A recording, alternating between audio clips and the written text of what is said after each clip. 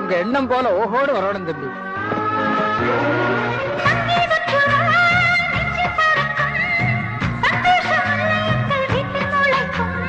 சந்தன மழை நம்மை நினைக்கும், உன் செங்கல் பாதை சொல்ல வந்து அழைக்கும்.